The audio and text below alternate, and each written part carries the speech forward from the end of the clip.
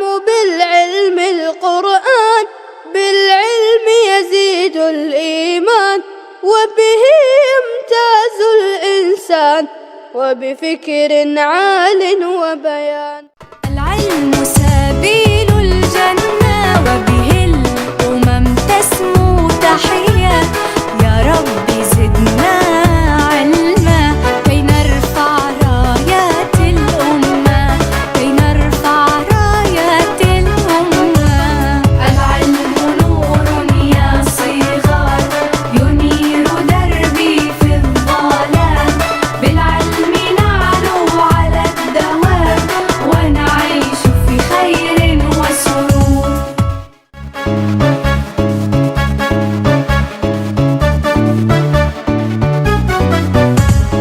العلم نور يا صغار ينير دربي في الظلام. بالعلم نعلو على الدوام ونعيش في خير وسرور. الجهل هدام الأمم هو غاشيات في الظلم. هيا انفضوا غباره فالمجد يصنع بالعلوم فالمجد يصنع بالعلوم.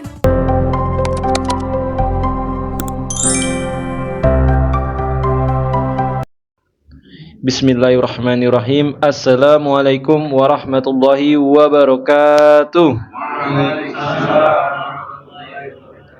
Alhamdulillahi rabbil alamin.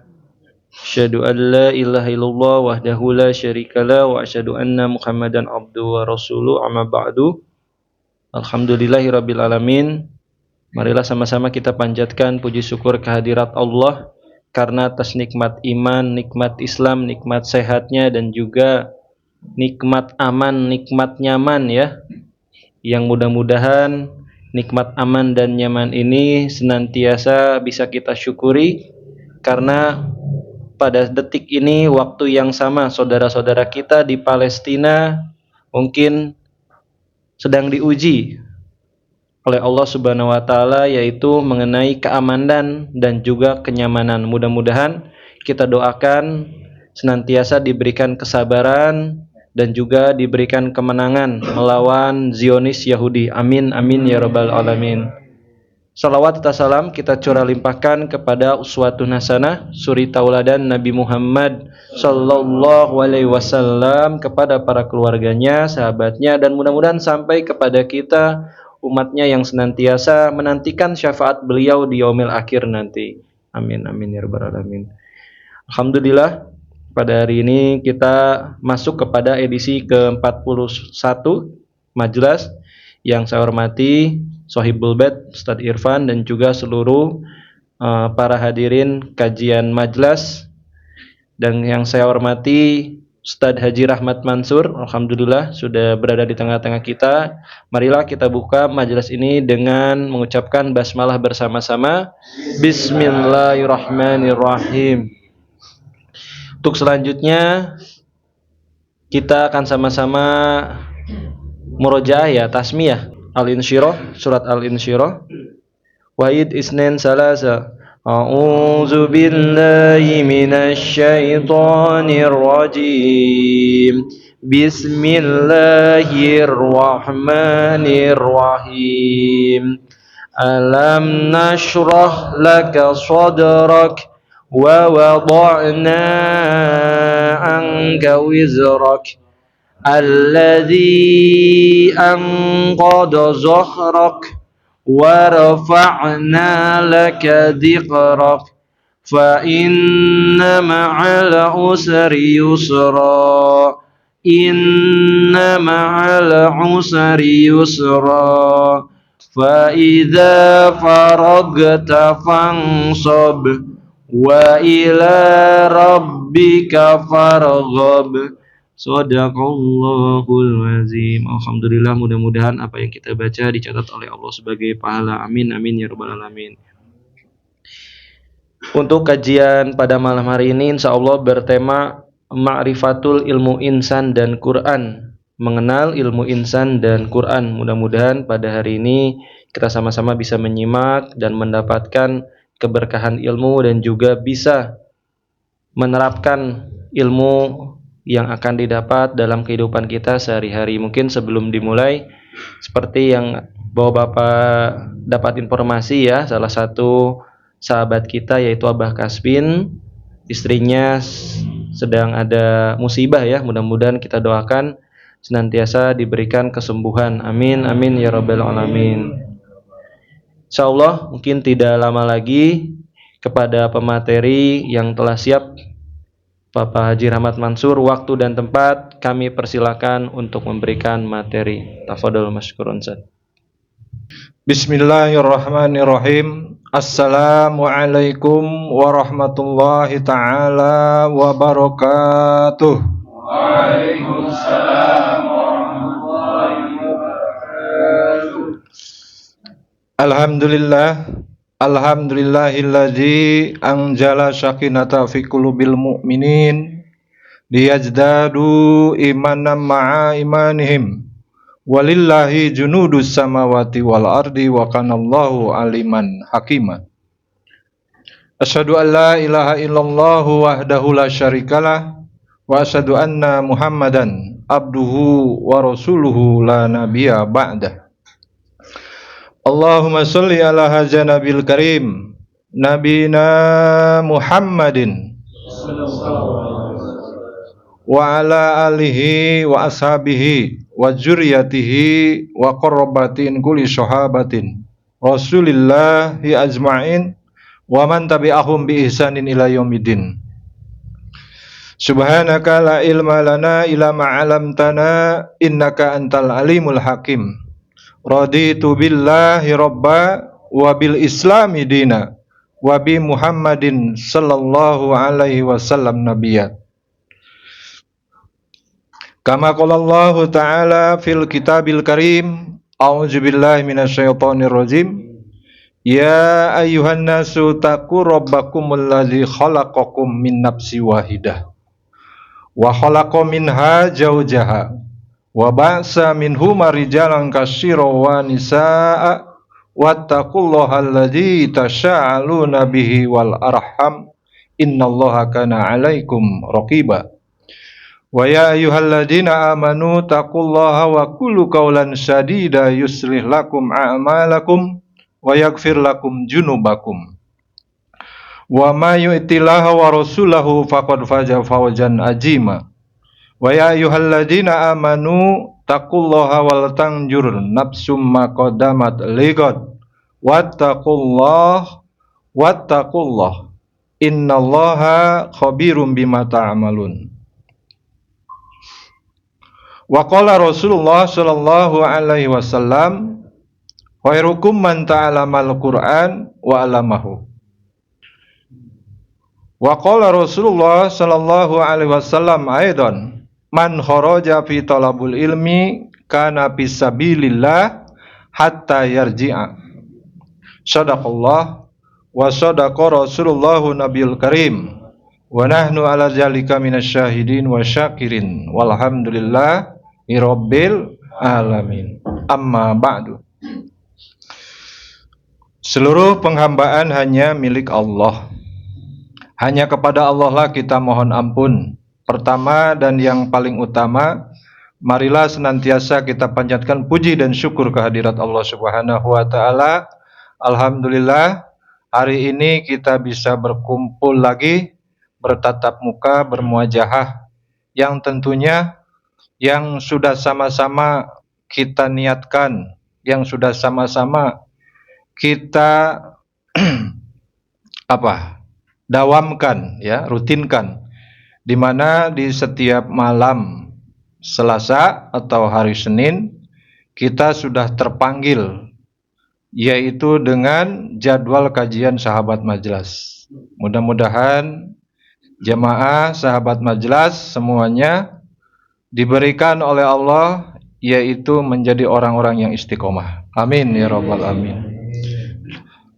Tentunya kita mempunyai tujuan ke tempat yang berkah ini, dan alhamdulillah kepada Sohibul Bait yang saya hormati, yang saya banggakan, takjim yaitu Pak Ustadz Irfan Sungkar dan keluarga yang sudah memfasilitasi kajian ini, dan juga kepada semua rekan-rekan yang mendukung, terutama yang memberikan kajian ini supaya ikut didengarkan, ikut dilihat, ya, yaitu dimasukkan ke dalam satu digital YouTube atau Instagram. Dan pemirsa yang mengikuti Instagram ini mudah-mudahan juga diberikan oleh Allah menjadi orang-orang yang tawadu dan istiqomah. Amin ya rabbal alamin. Hadirin rahimakumullah, jamaah majlis yang saya banggakan, yang saya cintai. Tentunya niat yang kita hari ini, yaitu sebagai muslim, yang sudah menjadi niat asas, niat dasar datang ke tempat ini tujuannya untuk berthalabul ilmi. Dan yang kedua yaitu mencari rahmatillah, mencari kasih sayang Allah, mencari ridho Allah. Dan yang ketiga, mudah-mudahan ilmu yang sudah didengarkan oleh para pemateri, para murabi, ya, yang sama-sama kita ketahui dengan beda-beda tema. Ada tema siroh, kemudian di mana di Timur Tengah terjadi gejolak. Negara Palestina lagi diuji lagi oleh Allah dengan diserangnya yang begitu bombastis, ya, oleh Israel, oleh Yahudi. Dan alhamdulillah penduduk muslim Indonesia sudah banyak memberikan bantuannya, yaitu materi maupun doa, ya. Dan untuk itu marilah kita sama-sama berdoa, ya. Materinya sudah disampaikan oleh pemateri, mohon diaminkan, karena tidak ada lain senjatanya orang muslim yaitu perjuangan dan doa. Di mana di dalam perjuangan itu ya jihad fisabilillah. Allahumma sholli ala habibina wa syafi'ina wa maulana Muhammad wa sallim ala tabarakallah rasulillahi ajmain. Amin. Hamdan syakirin, hamdan naimin, hamdan yuafi ni'amahu wa yukafihu mazidah. Ya Rabbana lakal hamdu kama yanbaghi li jalali wajhikal karim wa ajmi sultanik. Allahumma dina biman hadait wa afina biman afait wa tawallana biman tawallait wa barik lana biman a'tait wa qina bi rahmatika syarra ma qadait. Allahumma a'izzal islam wal muslimin. Allahumma a'izzal islam wal muslimin. Allahumma anshur mujahidina fi Palestin. Allahumma anshur mujahidina fi Palestin, fi Irak, fi Yaman, fi Indonesia. Rabbana taqabbal minna du'a. Rabbana atina fid dunya hasanah wa fil akhirati hasanah wa qina adzabannar wa adkhilna al jannata ma'al abrar. Ya Azizu ya Ghafar ya Rabbal alamin. Alhamdulillah. Hadirin rahimakumullah, mudah-mudahan doa kita bisa menggetarkan aras sehingga para mujahid Palestina yaitu bisa sabar, ya, dalam rangka menahan pertahanan, keamanan, juga masyarakat rakyatnya Palestina diberikan kesabaran oleh Allah, dan mudah-mudahan syahidnya secara berjamaah. Jadi bukan satu-satu, ya. Waalaikumsalam. Jamaah rahimakumullah, kita langsung kepada tema, yaitu tema tentang hari ini yang saya sampaikan ringan-ringan saja, ya, yang insya Allah ini menjadi dasar dan pokok seorang muslim. Yang pertama, ma'rifatul ilmi. Ini ada 3 tema. Yang kedua, ma'rifatul insan. Dan yang ketiga, ma'rifatul Quran. Nah, ma'rifatul ilmi ini ada kata ma'rifat. Ma huwa ma'rifat? Apa itu ma'rifat? Jadi kalau secara tahapan ya. Ada ma'rifat, ada syariat, ada hakikat, ada torikat, gitu ya. Itu harus hafal itu kita sebagai muslim. Apa itu ma'rifat? Ma'rifat itu yang tadi sudah disampaikan oleh Pak Sultan, yaitu mengenal ya. Kita harus mengenal apa itu ilmu.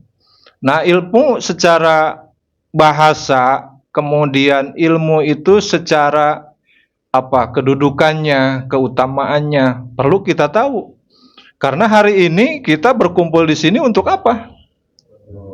Untuk thalabul ilmi. Ini menjadi dasar pokok, ya.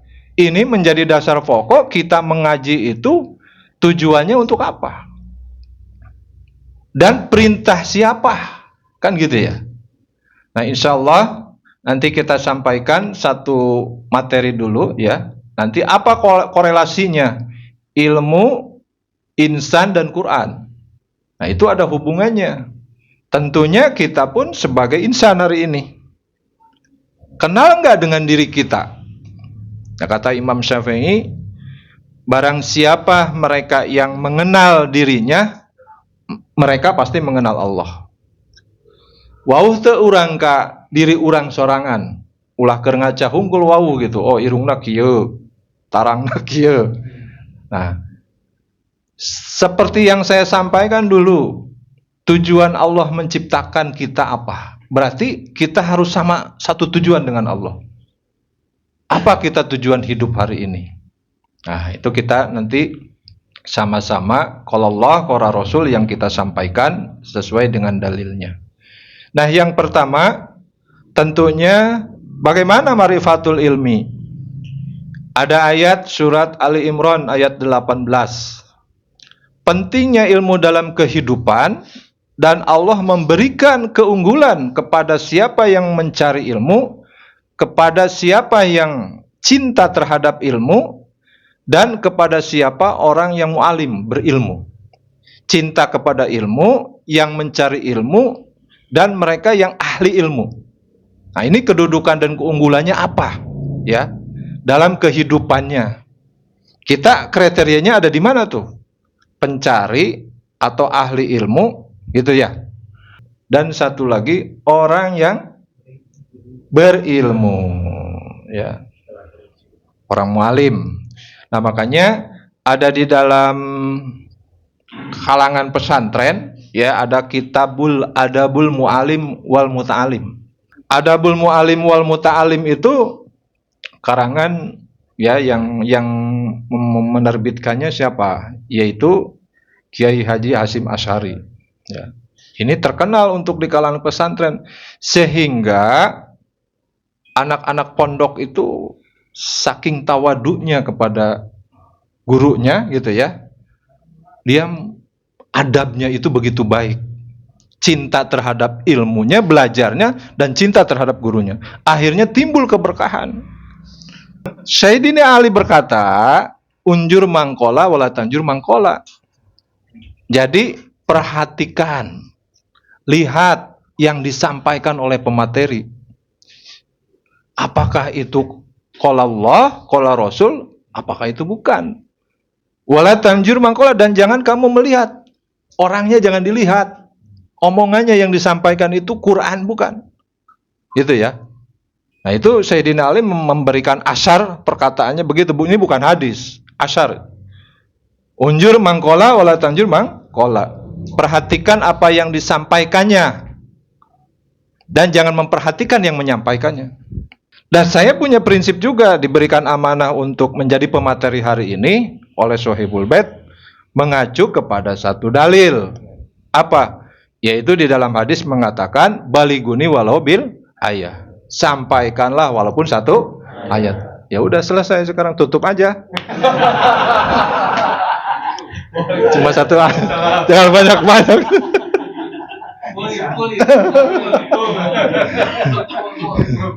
Selamat datang Pak Yazid Ahlan. Nah, itu di dalam hadis. Jadi ringan ya, Rasulullah itu menyampaikan baliguni walau bil ayat, sampaikanlah walaupun satu ayat. Bisa semuanya untuk menjadi murabi, bisa semuanya untuk menjadi ustadz. Dan kita itu siap diajar dan siap mengajar. Siap diperintah dan siap memerintah. Kan gitu konsep hidup tuh. Itu. Siap mendengar dan siap bertanya, gitu ya.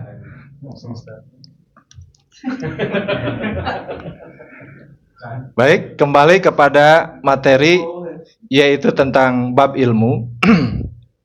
Di mana pentingnya ilmu dalam kehidupan, dan Allah memberikan keunggulan, ya, kedudukan kepada orang yang berilmu. Jadi Allah itu benar-benar memberikan kepada orang yang berilmu itu keutamaannya, kedudukannya. Di dalam Al-Quran surat Ali Imran ayat 18, A'udzubillahi minasyaitonirrajim, Syahidallahu annahu la ilaha illahuwa. Allah menyatakan bahwasanya tidak ada ilah melainkan Dia. Jadi Allah membuat pernyataan, ya, bahwa kata Allah itu tidak ada ilah, tidak ada yang sembahan selain Saya. Tidak ada ilah yang berhak disembah selain Allah. Allah menyatakan begitu. Siapa lagi yang menyatakan begitu? Para malaikat. Menyatakan Dia itu apa? Dia sebagai apa? Yang disembah, ya. Syahid Allahu annahu la ilaha illahu huwa. Allah menyatakan bahwasanya tidak ada ilah melainkan Dia. Wal malaikatu wa ulul ilmi qaiman bil qisti, ya. Yang menegakkan keadilan yaitu para malaikat dan orang-orang yang berilmu. Jadi orang-orang yang berilmu pun menyatakan syahadat. Allah sendiri menyatakan syahadat dirinya. Orang-orang yang berilmu dan para malaikat pun bersyahadat. Apa? Qaiman bil qisti la ilaha illallahul azizul hakim, ya. Tidak ada ilah melainkan Allah, Allah yang maha perkasa dan maha hakim. Jadi kalau hakim itu artinya bijaksana. Kalau aziz itu maha perkasa. Kalau di sini simbolisnya hakim itu yang ada di pengadilan. Artinya itu bijaksana. Ya. Bijaksana. Enggak ada bijak sini, ada bijaksana. Gitu ya. Bisa dipahami? Karena ya, jadi ayat ini itu menyatakan bahwa Allah itu tidak ada ilah yang berhak disembah selain Allah. Allah menyatakan begitu. Siapa lagi yang menyatakan begitu? Para malaikat dan orang-orang yang berilmu. Lanjut, ya. Orang-orang yang berilmu tadi ada keutamaan, ada keunggulannya. Keutamaan dan keunggulannya yaitu yang pertama saya akan bacakan di dalam kitab Menuju Hidayah, ya. Di sini sudah dirangkum bagaimana keunggulan orang-orang yang berilmu itu. Yang pertama itu diberikan kedudukannya oleh Allah itu disejajarkan dengan para malaikat. Ya, coba bayangkan Allah memberikan orang-orang yang berilmu itu disejajarkan dengan para malaikat. Tadi sudah ayatnya, yaitu surat Ali Imran ayatnya 18. Kemudian ada lagi perkataan Ibnu Abbas, ya. Berkata Ibnu Abbas, bagi para ulama memiliki 700 derajat. Ulama itu mempunyai 700 derajat. Di atas orang-orang mukmin biasa. Kemudian antara derajat yang satu dengan derajat yang lainnya sejauh perjalanan 500 tahun. Subhanallah ya. Makanya ada di dalam Al-Quran itu al-ulama'u warasatul anbiya.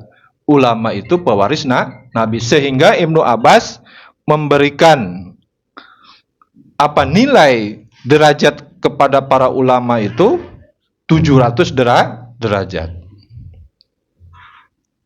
Kemudian apalagi keutamaan orang-orang yang berilmu itu?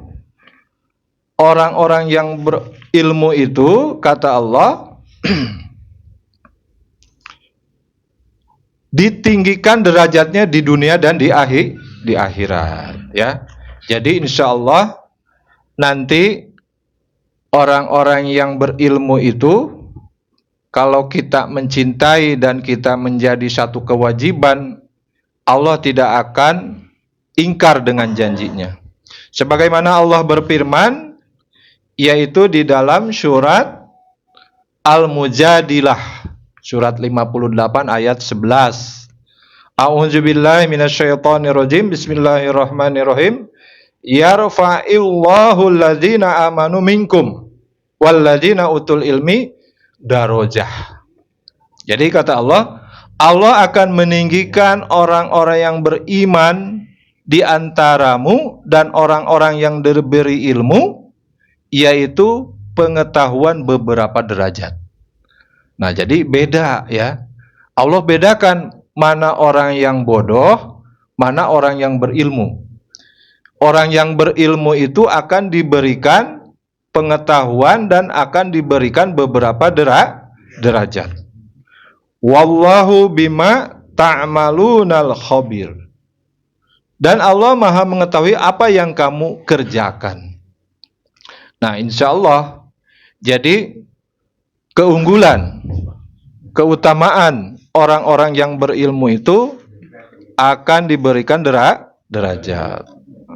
Baik, hadirin rahimakumullah, yang insya Allah kita lanjutkan. Kita bisa buktikan, ya, siapa yang kira-kira mematikan lampu? Pertanyaan Pak Jimmy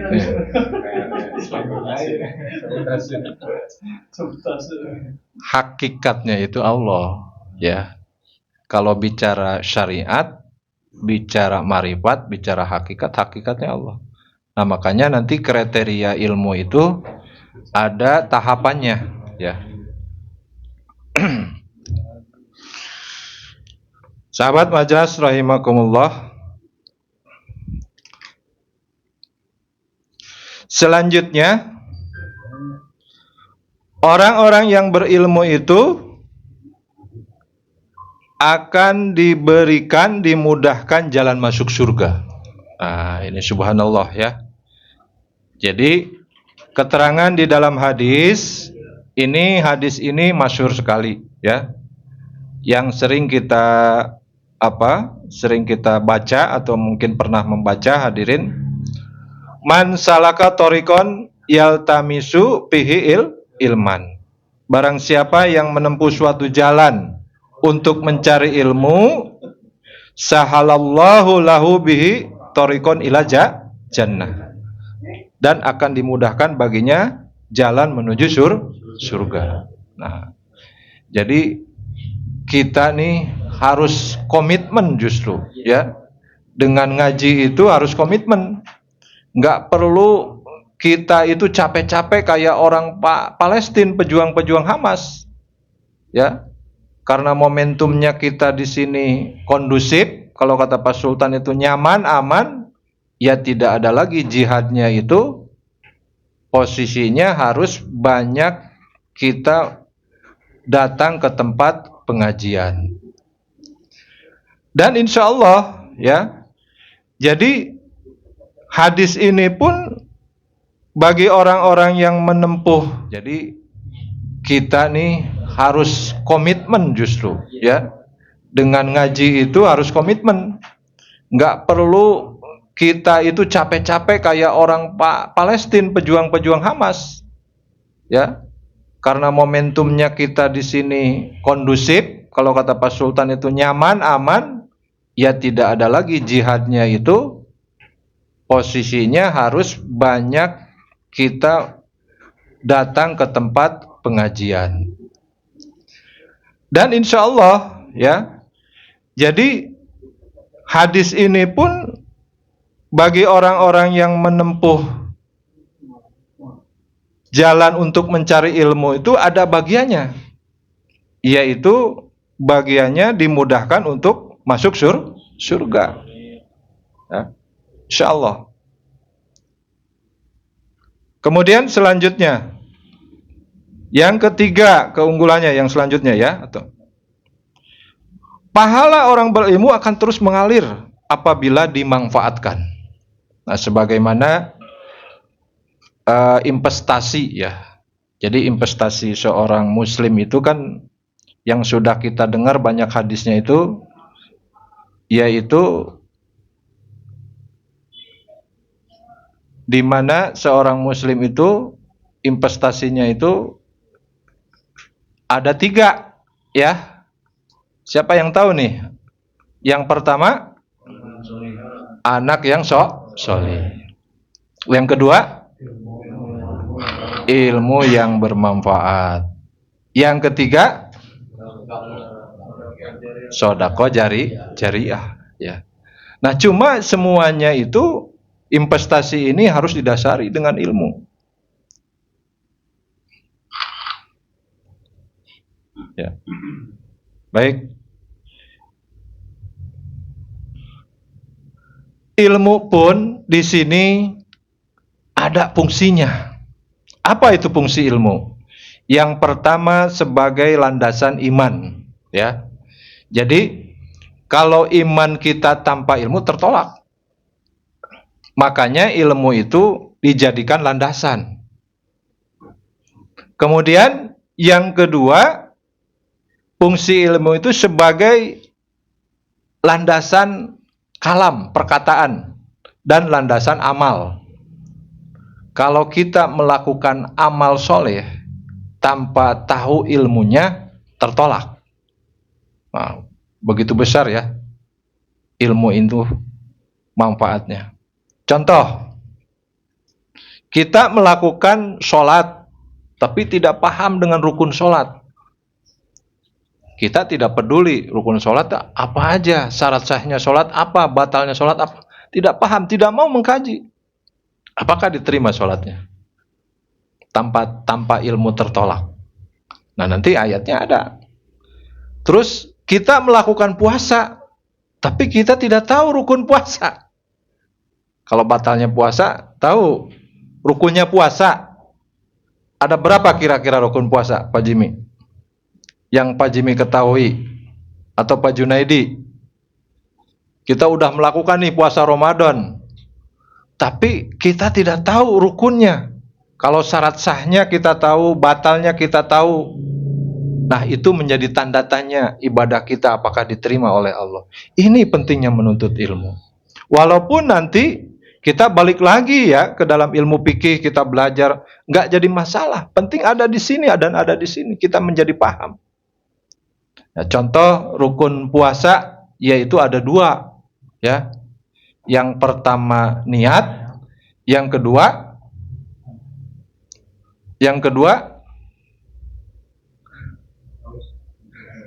makan. Yang kedua itu imsak. Nah, kadang-kadang imsak yang kita tahu itu 10 menit lagi setelah subuh. Yang kita tahu. Padahal makna imsak itu menahan. Jadi rukun puasa itu yang pertama niat, yang kedua itu imsak, menahan hal-hal yang membatalkan puasa. Itu rukun puasa. Apa aja menahan hal-hal yang membatalkan puasa? Banyak. Makan, minum, syahwat, gitu ya. Ghibah, itu menahan. Ya. Jadi yang kita tahu itu imsak di Indonesia itu ya nunggu apa? Nunggu selesai subuh 10 menit. Nah, menahan makan atau berhenti makan, gitu. Padahal di dalam rukun puasa itu menahan itu termasuk kepada rukun puasa. Itu salah satunya ya. Nah, ini fungsi ilmu. Apa kira-kira kriteria ilmu? apakah ilmu akhirat saja dan apakah ilmu dunia aja yang perlu kita cari. Nah, para ulama membagi dua, yaitu ilmu syar'i dan ilmu asri, ya. Jadi di dalam pembagian ilmu itu intinya, ya, intinya bisa yang pertama itu bermanfaat buat habluminanas. Yang kedua itu pertanggungjawaban ilmu itu yang bisa kita menyelamatkan di akhirat. Jadi habluminallahnya kita paham, habluminanasnya juga kita paham. Jangan sampai tidak seimbang, ya. Jangan sampai tidak seimbang. Contoh hari ini yang banyak di Indonesia itu mungkin presentasinya itu ilmu-ilmu syar'i itu mungkin 40-30%. Tapi kebanyakan ilmu-ilmu asri yang diketahui, yang dipelajari, ya. Padahal nanti yang dipertanggungjawabkan kita di hadapan Allah di yaumil akhir, di yaumil mahsyar itu ya ilmu syar'i. Apa kiranya yang paling pertama yang dipertanggungjawabkan?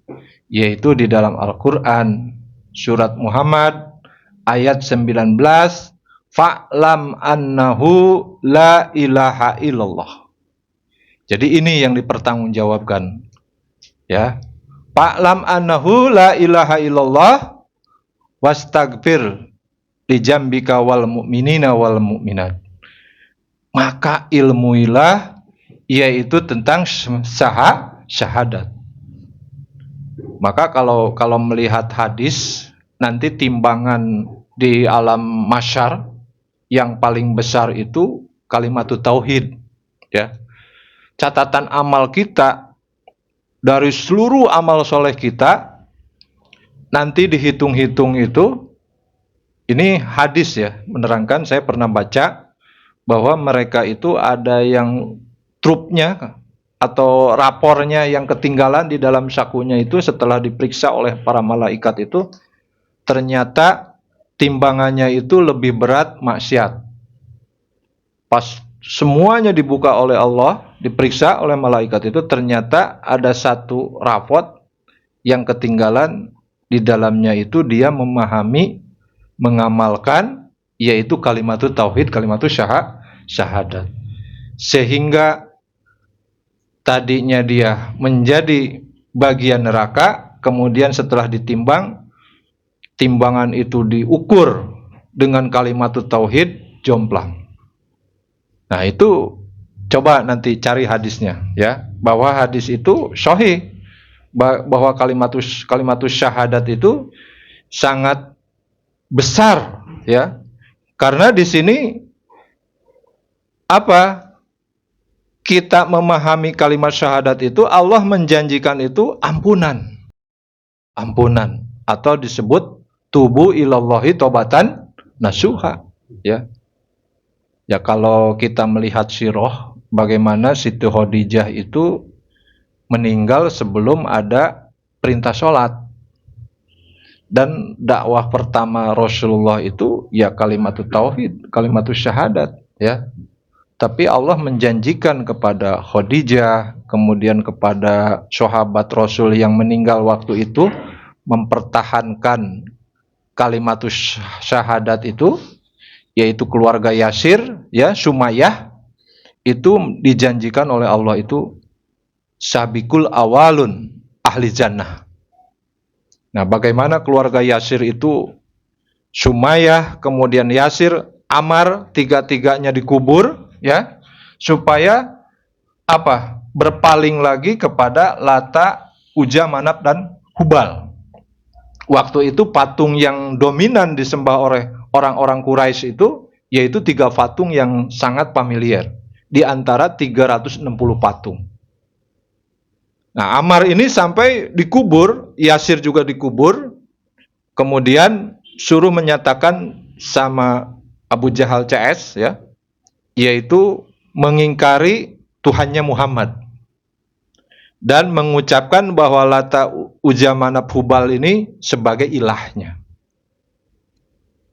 Tapi Yasir dan Ammar ini bertahan sampai siksaan terakhir itu ibunya yang namanya Sumayyah ya diperlihatkan diikat kaki kanannya, diikat kaki kirinya, kemudian ditalikan sama kuda, kaki kiri sama kuda satu, kaki kanan sama kuda satu, kemudian kudanya dipecut. Akhirnya belah. Ya. Nah, setelah belah itu larangannya ditumbak. Coba aja. Assalamualaikum. Waalaikumsalam. Ya. Jadi keluarga Yasir ini yang kata Rasulullah, sabar ya Ammar, aku tidak bisa menolongmu. Walaupun pihak pembesar-pembesar Quraisy itu terus ya supaya sahabat-sahabat Nabi ini melakukan kemurtadan. Nah, sehingga Sumayyah ini dua pahanya diikat sama kuda dan larangannya ditombak sampai tembus ke belakang. Sehingga Ammar dan Yasir ini nggak kuat melihat ibunya disiksa. Dan Ammar dan Yasir akhirnya menyerah. Dan dia siap mengingkari Tuhannya Nabi Muhammad. Ya. Setelah itu Ammar dan Yasir datang kepada Rasulullah, "Ya Rasulullah, apakah aku ini menjadi seorang yang murtad setelah mengucapkan kalimat La ilaha illallah?" Turunlah ayat bahwa dengan tempaan siksaan yang begitu dahsyat kepada keluarga Yasir ini, Allah memberikan maklum ya, karena siksanya yang begitu dahsyat, karena keluarnya lisan Ammar tidak mengakui kalimat tauhid itu, yaitu hanya di lisan saja, bukan di hati. Nah, itulah orang-orang yang terdahulu bagaimana dia itu ya dengan diberikan support, motivasi oleh Rasulullah dengan kalimat tauhid itu sehingga mempertahankannya. Nah, makanya kita hari ini apa sih kira-kira ilmu yang dicari? Yang pertama, yang tertinggi itu ilmu tauhid, ya. Yang bisa menyelamatkan kita, yang menjadi andalan kita nanti di yaumil akhir itu ilmu tauhid. Karena di dalam ilmu tauhid itu menjelaskan semua tentang keesaan Allah, tentang penghambaan kepada Allah, ya. Itu yang pertama. Kemudian yang kedua, ya bagaimana setelah adanya sholat, kemudian adanya zakat, puasa dan lain-lainnya. Tentunya pun ilmu yang kedua itu tatanannya, kriterianya ilmu fikih. Itu perlu karena di situ semuanya tentang tata cara dan manasik ya. Sehingga ilmu-ilmu fikih ini banyak ahlinya ya. Di abad 100 Masehi itu sampai 100 Hijriah sampai 200 Hijriah itu, sehingga ada orang-orang yang ahlinya, yaitu yang disebut imam mazhab ya. Nah, untuk itu yang selanjutnya ada ilmu akidah, ilmu syariah, dan yang paling di hasilnya yang dipetiknya gitu setelah tauhidnya atau akidahnya benar, syariahnya benar, tentunya berbuah akhlak yang baik. Nah, makanya Rasulullah itu bisa memanen bagaimana para sahabat itu setelah ditempa ilmu-ilmu tauhid ya, ilmu-ilmu akidah, ilmu syariah, sehingga para sahabat itu yang tadinya mempunyai akhlak jahiliyah, mereka akhirnya mempunyai akhlak yang ahsan, yang baik ya. Itu. Nah, kalau hari ini orang mempelajari akidahnya bagus, syariahnya bagus, kemudian akhlaknya tidak bagus, ini ada yang tidak matching ini. Belajarnya tidak benar gitu. Kalau para sahabat itu belajar akidah syariahnya pada benar, akhlaknya pun subhanallah ya. Hadirin rahimakumullah. Selanjutnya, kira-kira nih, kalau kita tidak mencari ilmu, ya, atau biasa-biasa saja, apakah dampaknya apa? Ya, dampaknya Allah akan mengancam. Ya, resikonya itu Allah akan mengancam dan Allah memberikan julukan kepada orang yang tidak mau mencari ilmu, itu disebutnya jahiliyah atau bodoh, ya. Nah, ancamannya apa? Yang pertama ancamannya iman, Islam, ihsannya akan ditolak oleh Allah. Jadi percuma, ya. Kalau kita tidak paham ilmu dalam beribadah itu, iman Islam kita tidak akan diterima. Ihsan kita pun tidak akan diterima. Yang kedua, pasti orang-orang yang jahil atau orang-orang yang bodoh itu akan mendekati atau akan terjerumus kepada kemusyrikan. Nah, ini yang paling bahaya nih. Ya, tidak terasa ada di dalam Al-Quran surat An-Nisa ayat 48, kemudian surat An-Nisa ayat 116, kemudian ada lagi surat 39 ayatnya 65, ada lagi surat 6 ayat 88. Nah, 4 ayat ini isinya dosa musyrik itu tidak akan diampuni oleh Allah. Dan setiap melakukan kemusyrikan itu, amalannya itu terhapus dan sia-sia. Jadi dosa musyrik ini dosa yang tertinggi daripada yaitu dosa membunuh, dosa berzina, dosa riba, ya. Dosa musyrik ini dosa yang tertinggi. Kalau dosa membunuh dan lain-lainnya Allah akan menerima. Tapi kalau dosa musyrik tidak ada yang aling-aling Allah.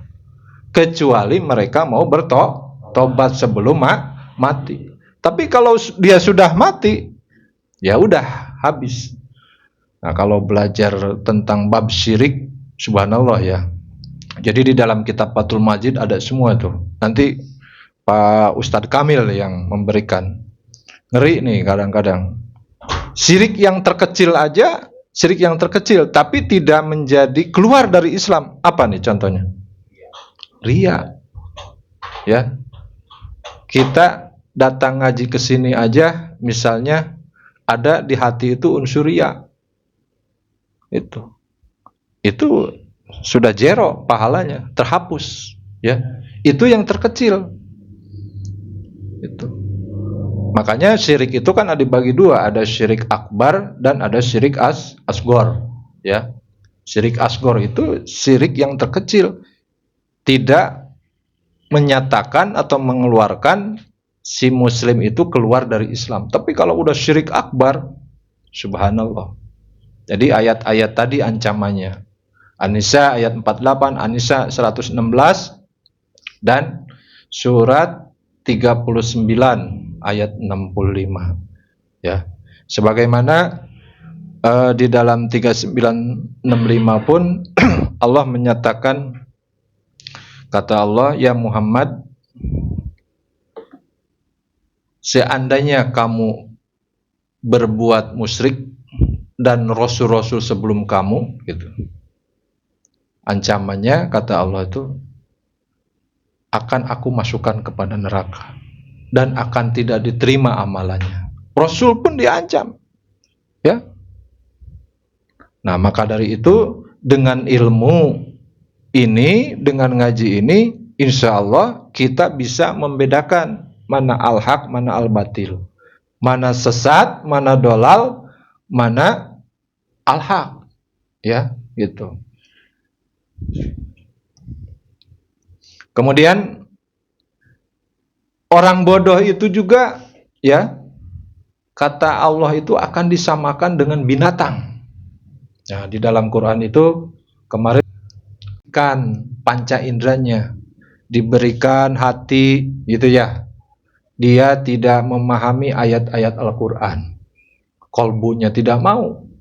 Diberikan mata, tidak mau melihat kekuasaan Allah. Kekuasaan Allah itu kan Yang kita tahu yang pertama itu kauliyah. Kauliyah itu perkataan Allah di dalam Al-Quran. Keduanya kauniyah yang ada di alam semesta. Nah, punya mata tidak mau. Bagaimana melihat kebesaran Allah? Ya. Kemudian diberikan telinga, tidak mau mendengarkan ayat-ayat Allah. Kata Allah, orang seperti itu tuh seperti apa? Binatang ternak. Malah lebih sesat lagi dari binatang ternak. Surat 7 ayat 179.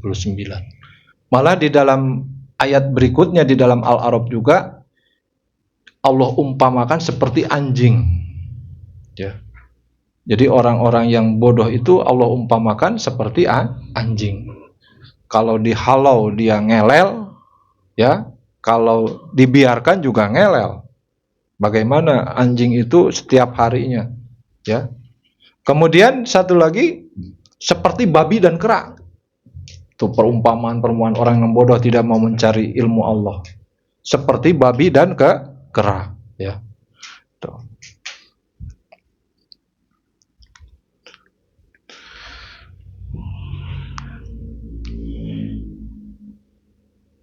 Ilmu kita lanjutkan tadi sebagai landasan amal, sebagai landasan iman, sebagai landasan perkataan.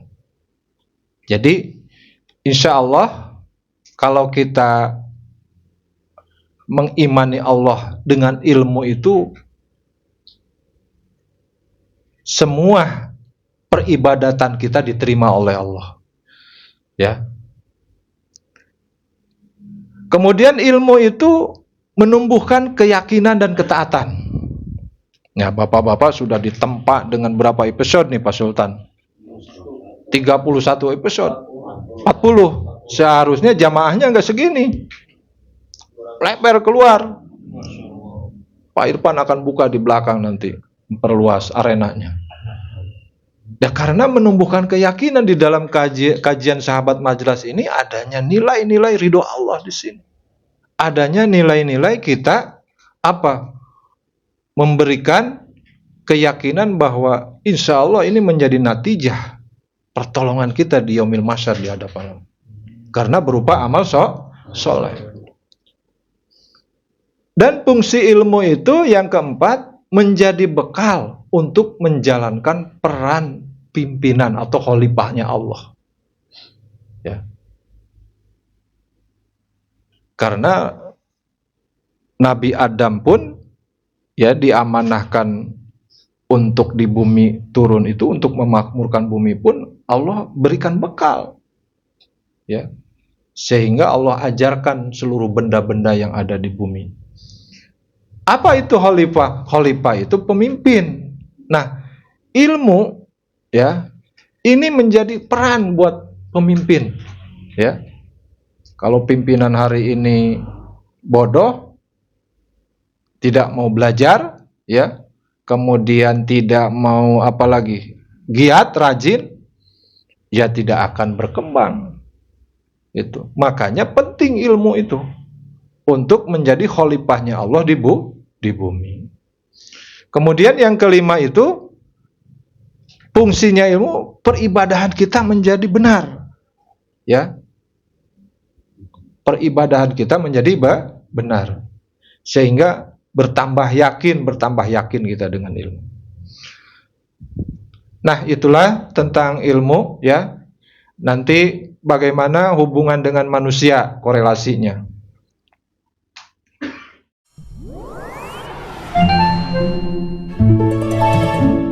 Sehingga bertambah yakin kita dengan ilmu. Nah, itulah tentang ilmu ya. Nanti bagaimana hubungan dengan manusia, korelasinya. Di dalam surat Ar-Rahman ya, surat Ar-Rahman surat berapa Pak Sultan? Surat 55. Gitu ya. Ar-Rahman alamal Quran khalaqal insan. Ya. Nah, di sana ada khalaqal insan. kita kalau kaji lebih lanjut lagi, apa hubungannya dengan manusia ilmu itu? Ya tentunya Allah sebelum menciptakan manusia itu, Allah menciptakan alam. Ya.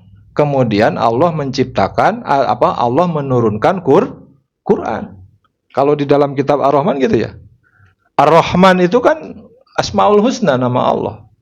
Kemudian Allah menurunkan Quran, kemudian Allah menciptakan insan. Jadi Allah, kemudian alam, Quran, insan. Itu. Nah, ini sunatullahnya. Jadi korelasinya itu ya berhubungan. Gitu. Kalau hari ini manusia jauh kepada Al-Quran, berarti keluar dari koridor sunatullah Allah. Ya.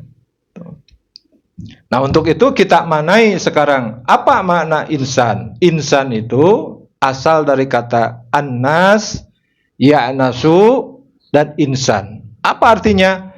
Artinya itu jinak, tidak liar. Berarti kebalikannya nih. Kalau jin, iblis itu liar. Nah, manusia itu artinya itu jinak dan tidak liar. Kalau sekarang manusia misalnya liar, nah berarti ada unsur, ya. Ada unsur di sana. Jadi tidak sesuai sunatullahnya. Makna manusia itu jinak, tapi setelah dia itu menjadi manusia itu ya beragajul, preman, begal, dan lain-lain. Berarti bertolak belakang dengan makna manusia.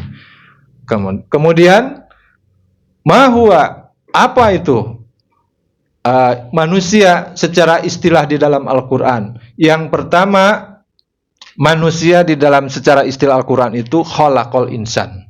Jadi yang diciptakan oleh Allah manusia. Yang kedua itu walaqad karamna. Apa manusia itu? Yang dimuliakan oleh Allah, ya. Buktinya dimuliakan itu sempurna. Diberikan syahwat, diberikan akal, diberikan fisik yang bagus, ya. Kalau dibandingkan dengan makhluk-makhluk Allah lainnya, ya, sempurna manusia itu. Kemudian apa lagi? Manusia itu kalau di dalam Al-Quran maknanya itu yang pandai bicara. Atau in huwa illa wahyu yuha, ya. Nah, yang pandai bicara. Selanjutnya al-insanu fi ahsani takwin, yaitu makhluk yang terbaik, ya. Jadi manusia itu makhluk yang terbaik. Nah, yang keempat, ayahsabul insanu ayat rokal sudah. Nanti suatu saat manusia itu dipinta pertanggungjawabannya oleh Allah. Nah, jadi jangan dianggap main-main hidup tuh. Semuanya dipinta pertanggungjawaban. Kira-kira hewan dipinta nggak pertanggungjawabannya? Tidak. Nah, yang dipinta pertanggungjawaban itu pertamanya yaitu manusia, kemudian jin dan iblis, ya. Jadi di dalam surat Al-Mu'min itu ayahsabul insanu ayat roka sudah. Manusia itu dipinta pertanggungjawaban oleh Allah. Nah, kalau bapak-bapak merasa manusia itu harusnya punya rasa takut, ya. Semakin bertambah takwanya. Ternyata nanti itu semua itu dipinta pertanggungjawaban oleh Allah.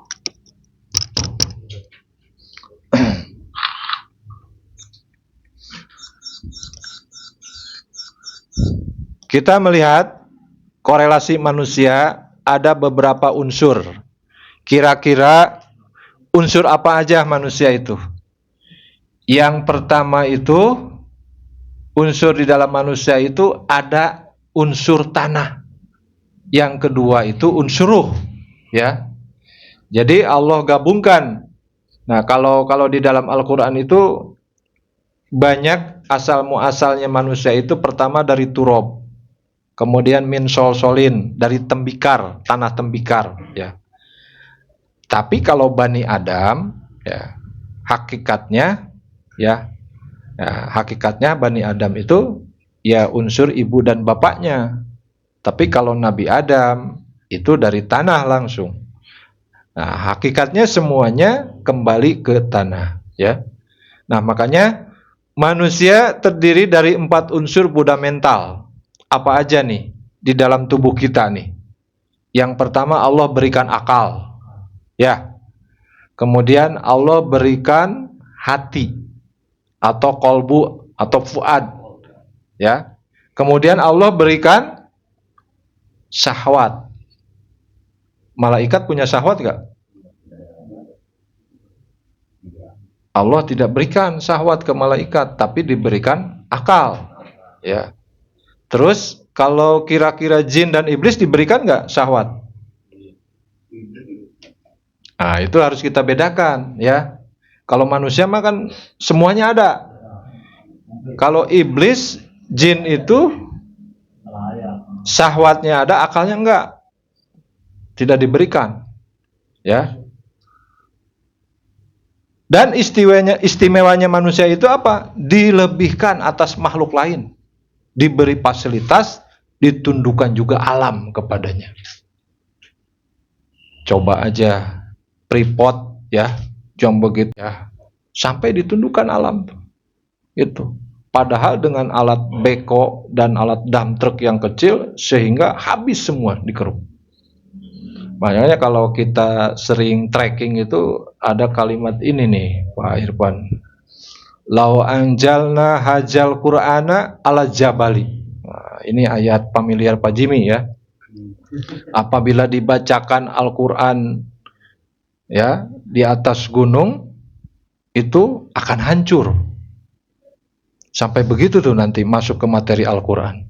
Gunung pun kalau ya mendengar dibacakannya Al-Qur'an itu akan hancur, ya. Saking bebannya begitu dahsyatnya Al-Qur'an. Nah, sehingga manusia apa? Boro-boro mau belajar Al-Qur'an, ya. Gitu. Jadi nggak ada takutnya. Nah, unsur-unsur yang tadi justru kelebihan manusia itu diberikan fasilitas, kemudian juga alam ditundukkan, ya, kepadanya.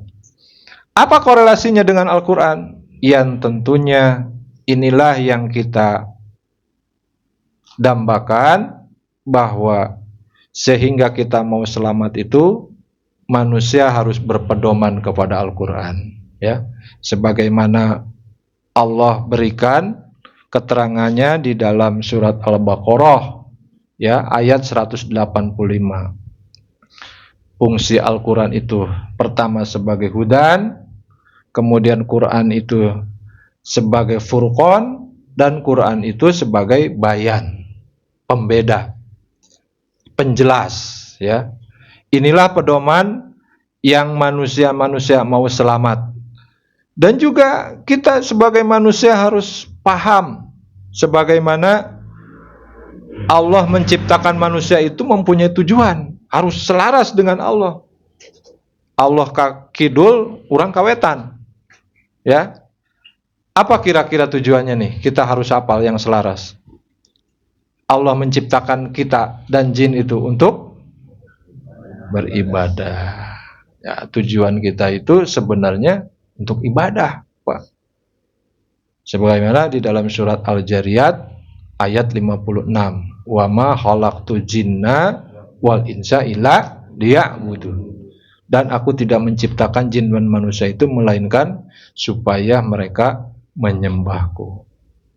Nah, jadi tujuan kita hidup, tujuan kita diciptakan oleh Allah, dan kita sebagai objek manusia itu sebenarnya secara hakiki, ya, fitrahnya itu hanya untuk beribadah. Supaya nilai beribadah, tentunya ibadah ini menjadi benar, yaitu harus dengan ilmu. Nah, jadi korelasinya ilmu, kemudian manusia dan Quran itu ya kesinambungan, ya. Karena kata para ulama, ma huwa ilmu, al ilmu kitabu kitabullah. Ilmu itu adalah Al-Qur'an, ya.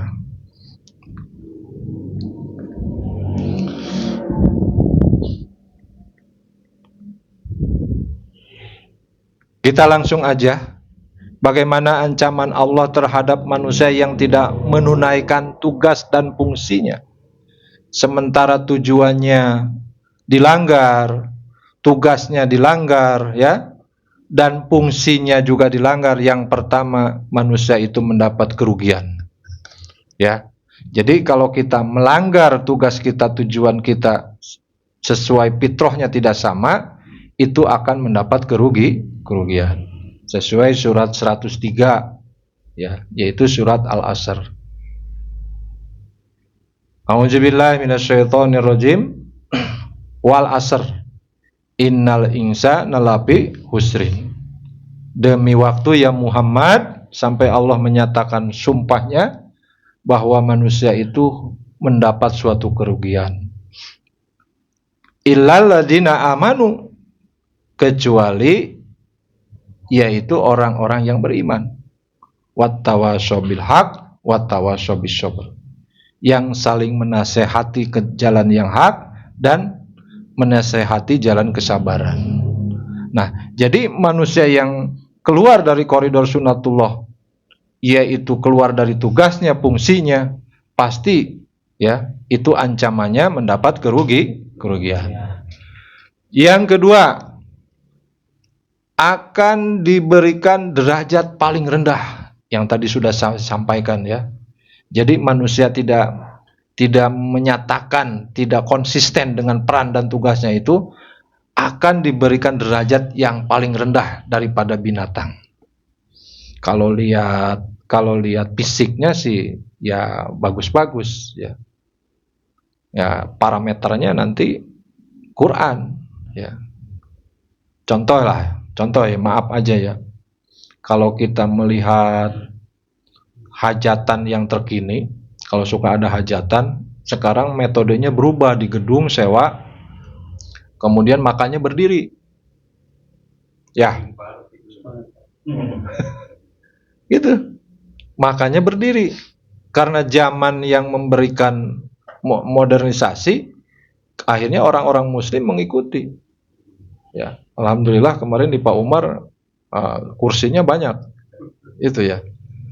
Cuma kalau kita tidak paham maknanya, itu ada ayat menyatakan orang-orang yang makan sambil berdiri itu seperti binatang, Pak. Kurma parbut, kue, saling ngambil, itu kena ayat itu. Itu. Nah, makanya jangan melihat dasinya, pejabatnya, gaya makannya berdiri itu ya haram. Ya. Itu. Bukan subhat lagi. Ya, yang boleh berdiri kira-kira apa tuh? Yang boleh minum sambil berdiri? Hanya minum air jam-jam saja. Ya. Itu. Nah, itu contohnya ya. Makanya jangan melihat kedudukannya, jabatannya di dalam satu pesta aja sudah tidak islami, ya, seperti itu. Kemudian ancaman yang ketiga itu ia akan dimasukkan ke dalam neraka, ya. Makanya setelah Quran diturunkan itu kan, Quran itu sebagai hidayah, sebagai hudan, ada yang menerima, ada yang menolak, kan gitu. Nah, yang menolak inilah Allah ancam itu ya bagiannya di neraka. Makanya ada di dalam Quran itu akhirnya terbagi tuh, terpecah. Yang pertama mukmin, yang kedua kafir, ya.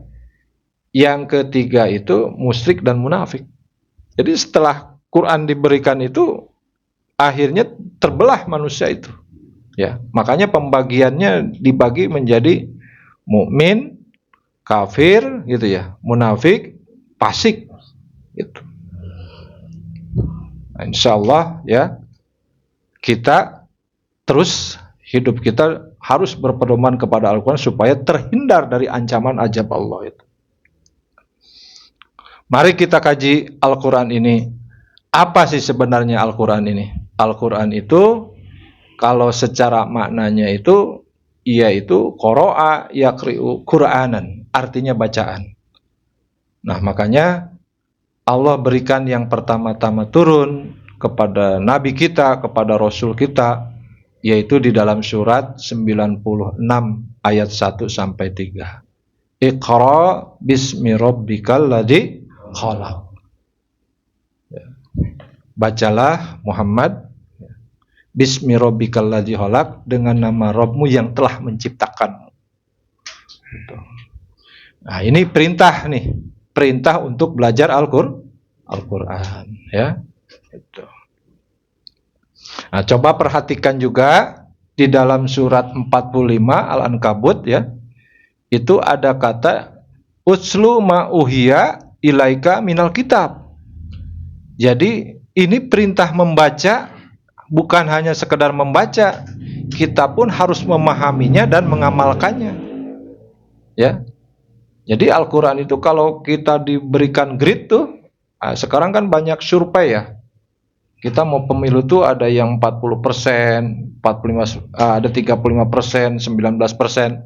Kalau kita survei ini seorang muslim di Indonesia itu, kan Quran tuh dibagi, pertama baca, kedua paham, ketiga amal. Kira-kira yang baca itu cukup baca berapa persen, Pak Umar? Dan baca dan paham itu berapa persen? Kemudian baca, paham, amal itu berapa persen? Jika nama Yasin deh, baca unggul cukup. Kan gitu. Ya makanya harus tiga-tiganya. Walaupun sekarang banyak rumah tahfidz gitu ya. Tapi hanya sekedar baca tidak paham, kan anak-anak pun tidak mengerti. Akhirnya harapan orang tuanya itu sampai, kalau kata ustadz kita ya, dia berikan setelah hafizullah 30 juz, datang dikasih sertifikat, dilemparin ke bapaknya, nih, kepingin bapak saya jadi anak yang hafal tajwid. Kan kesolehannya nggak ada, karena tidak memahaminya. Fungsinya Al-Quran itu kan ya tadi, baca, paham, dan amal, ya. Kemudian kita pun harus paham bahwa nama-nama Al-Quran itu banyak, ya. Ada Al-Furqan, ada Al-Hukmu, ada Ar-Ruh. Al-Quran itu bisa juga disebut An-Nur, bisa Al-Quran itu juga disebut Al-Huda atau Al-Haq. Contoh di dalam surat 9, ya, ada di dalam surat At-Taubah dan di surat Asy-Syaff. Wallazi arsala rasulahu bil huda wa dinil haq. Dialah Allah yang mengutus rasulnya Muhammad, yaitu dengan membawa risalah Al-Quran. Liyudhhirahu ala dini kullih walau karihal musyrikun. Liyudhhirahu itu, Al-Quran itu malah harus diizharkan.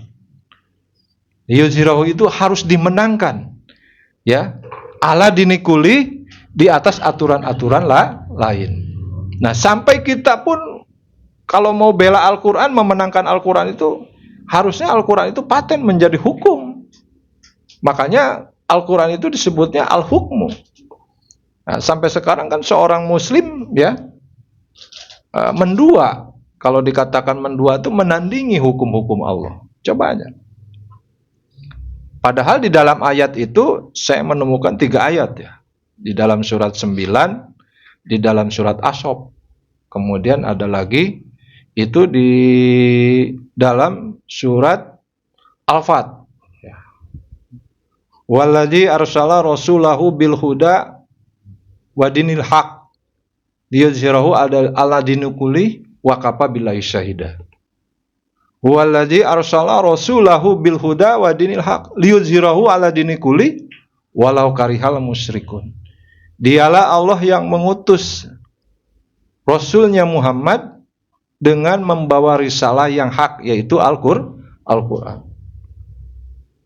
Liyudhhirahu, untuk diunggulkan, untuk dimenangkan, ala dini kulli, di atas aturan-aturan lain. Walau karihal musyrikun, walaupun orang-orang musyrik pasti benci. Sampai ada perkataan yuriduna liyutfi'u nurallahi biafwahihim, ya. Dia itu akan memadamkan cahaya Allah. Kalau berkeinginan itu Islam Al-Quran itu dipadamkan. Tapi cahaya Allah itu tetap disempurnakan oleh Allah. Kabut ayat 45. Inna sholata tanha anil fasya iwal munkar. Wali zikrullahi akbar wallahu ya'lamu ma tasnaun. Nah, jadi orang yang mencari ilmu Al-Quran itu pasti di dalam dirinya itu akan mendirikan sholat dia, sehingga mempunyai efek dari hasil sholatnya itu mencegah perbuatan keji dan mungkar. Ya, mudah-mudahan nih. Jadi jangan kita sholat terus lihat kemungkaran itu biasa-biasa saja. Ya harusnya melihat kemungkaran itu, kata Nabi itu hanya 3. Yang pertama itu biyadihi, dengan kekuasaan, power, ya. Yang kedua itu bilisanihi, atau dengan perkataan, melarang. Yang ketiga itu dengan hati. Setuju saya, dia itu berbuat maksiat. Jadi jangan diam, Pak. Nah, itu hasil sholat itu harus begitu, ya. Terakhir, bagaimana sifat-sifat orang yang menolak Al-Quran itu? Yang pertama itu, dia akan menjadi orang yang ingkar kepada Allah. Ya, saya bacakan artinya saja. Bagaimana sikap orang yang ingkar kepada Allah, menolak Al-Quran. Dan orang-orang kafir berkata, janganlah kamu mendengar sungguh-sungguh akan Al-Quran. Jadi orang-orang yang benci terhadap Al-Quran itu, ya, sampai menyatakan jangan mau mendengar, jangan mau mengaji, ya. Dan berbuatlah hiruk pikuk terhadapnya, berbuat gaduhlah supaya kamu dapat mengalahkan mereka. Nah, ini bocoran, Pak. Jadi orang-orang yang benci terhadap Al-Quran itu di dalam surat Fussilat itu, kalau bisa itu jangan didengarkan, kalau bisa itu berbuat gaduh gitu ya, ditandingi supaya dapat mengalahkan mereka. Jadi mereka punya tujuan, ingin memadamkan orang-orang yang berilmu dan manusia-manusia mukmin dan muslim yang cinta terhadap Al-Quran. Hadirin rahimakumullah. Yang kedua, ancaman orang yang tidak mau menegakkan Al-Quran diberikan oleh Allah itu jalan. Yang pertama, rizkinya itu haram dan kotor. Banyak tapi tak cukup, ya. Nauzubillah nih. Hidupnya gelisah, ketakutan dan menderita. Nah, itu ancamannya. Dan dadanya ini sempit. Nah, ini sebenarnya rangkuman ayat-ayat Al-Quran semua, ya. Itu. Jadi nanti jalannya itu, dadanya itu sempit, ya. Kemudian keras hatinya. Jadi bebel hatinya itu, ya. Nah, ini semuanya ayat Al-Quran. Jadi ancaman orang-orang yang tidak mau menegakkan Al-Quran itu, pertama diberikan jalan oleh Allah itu dadanya sempit sehingga keras hati. Kemudian diberikan rizki haram dan banyak tapi tak cukup. Kemudian hidupnya gelisah dan ketakutan dan selalu ada dalam penderitaan. Kemudian apalagi? Nanti Allah butakan, hinakan, ya. Dan hidupnya selalu jolim. Nauzubillah. Nah, untuk itu hadirin rahimakumullah. Jadi jangan kita itu menunggu-nunggu momentum baik. Biasanya materi-materi Al-Quran itu adanya di bulan Ramadan, ya. Kadang-kadang bulan-bulan biasa terlupakan. Kalau bisa kita siap lagi membuka ayat per ayat, ya sehari ya bisa 5 ayat, ya. Kemudian bisa 10 ayat sampai 50 ayat, kalau bisa 1 juz. Nah, itu nanti insya Allah akan diberikan terus pencerahan oleh Allah. Bagaimana orang-orang yang dekat Al-Quran itu, ya insya Allah mereka itu akan selalu diberikan perlindungan oleh Allah, dan kebalikannya yang tadi, ya. Kemudian yang terakhir itu bagaimana ancaman orang yang tidak mau menegakkan Al-Quran itu selalu bersekutu dengan setan dan berbentuk manusia, ya. Jadi penampakannya jelas gitu. Contoh hari ini penampakannya jelas itu yang di Timur Tengah, ya. Mereka satu pemimpin Zionis itu bukan tidak terlihat seperti iblis.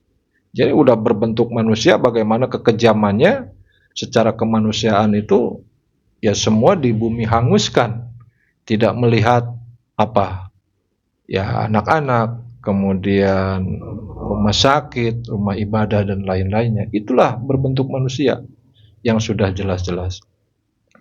Ya, demikianlah ya, mudah-mudahan kita sedikit dengan materi ini ada yang kira-kira bisa nempel di dada.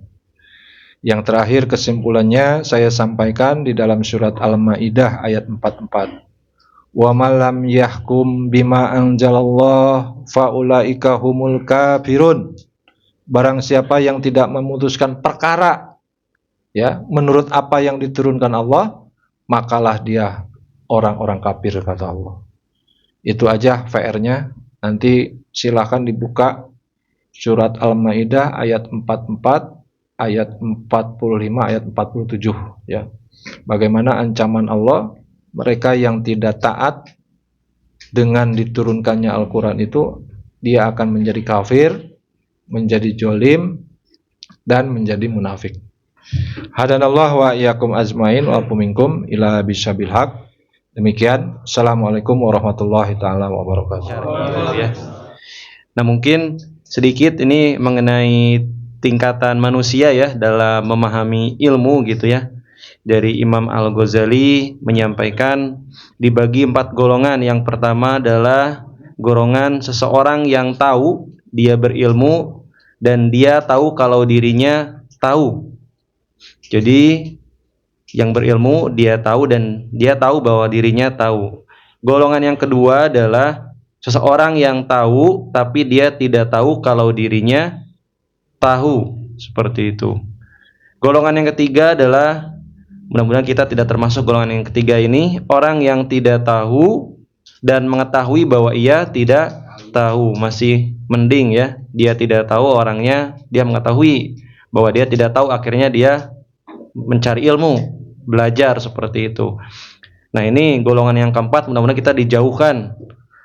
Kermah tenyaho, orang yang tidak tahu dan dia tidak mengetahui bahwa ia tidak tahu ya, yang akhirnya bebel gitu, sok tahu, akhirnya asbun, sok tahu, yang akhirnya banyak kekacauan di muka bumi ini gitu ya. Orang yang tidak tahu, orang yang tidak berilmu, mengeluarkan fatwa dan juga yang lainnya. Apalagi banyak sekarang komentar-komentar di media sosial seperti itu ya, dan dia tidak tahu merasa tahu gitu ya.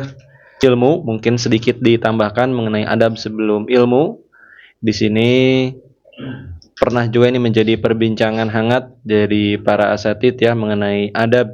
Jadi dari salah seorang ulama menyebutkan, yaitu mengenai Syekh Al-Jurjani ya, mengatakan bahwa adab adalah proses memperoleh ilmu pengetahuan yang dipelajari untuk mencegah dari bentuk kesalahan, seperti itu. Jadi adab adalah tata cara melakukan segala sesuatu yang sesuai dengan syariat Islam, seperti itu.